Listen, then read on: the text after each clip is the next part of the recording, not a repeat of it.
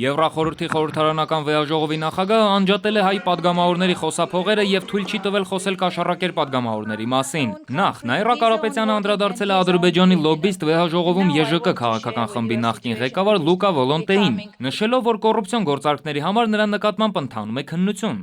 Միլանի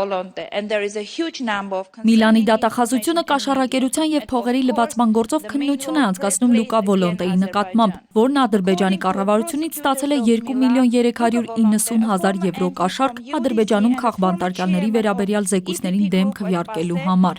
Վեհաժողովի նախագահ Ադրբեջանի մեկ այլ լոբբիստ Պետրո Ագրամունտը ընդհատել է հայ պատգամավորի ելույթը։ Ներողություն, ստոպ, Տիկին Կարապետյան, այս հարցը քննում են այդ մարդու հայրենի երկրում։ Սա դատարան չէ, ես առավոտյանն էլ եմ նույնը ասել ձեր պատվիրակության ղեկավարին։ Մի օգտագործեք վեհաժողովը այդ հարցը բարձրացնելու համար։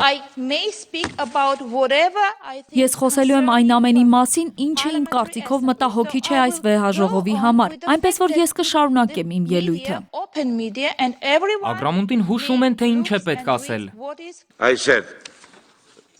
Not in this way. You are allowed to say everything. Ինչի մասին ուզում եք խոսեք, բայց ոչ այս թեմայի շուրջ, քանի որ դատական գործընթացը դեռ շարունակվում է։ Parliamentary Assembly.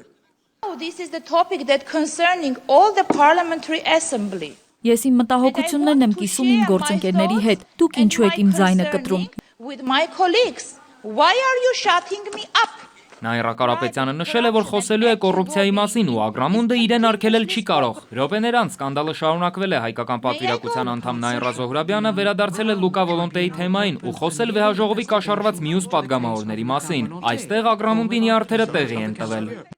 You know that you are not allowed to say that. Նաիրա Զոհրաբյանի խոսափողը նույնպես անջատել են, բայց պատգամավորը ելույթը շարունակել է ու նույնիսկ դրանից հետո Ագրամունդը կրկին ընդհատել է, որից հետո Նաիրա Զոհրաբյանը հիշեցրել է նաև Ագրամունդի անցյալը։ Դուք եք Վոլոնտեի պես Ադրբեջանի լոբբիստը։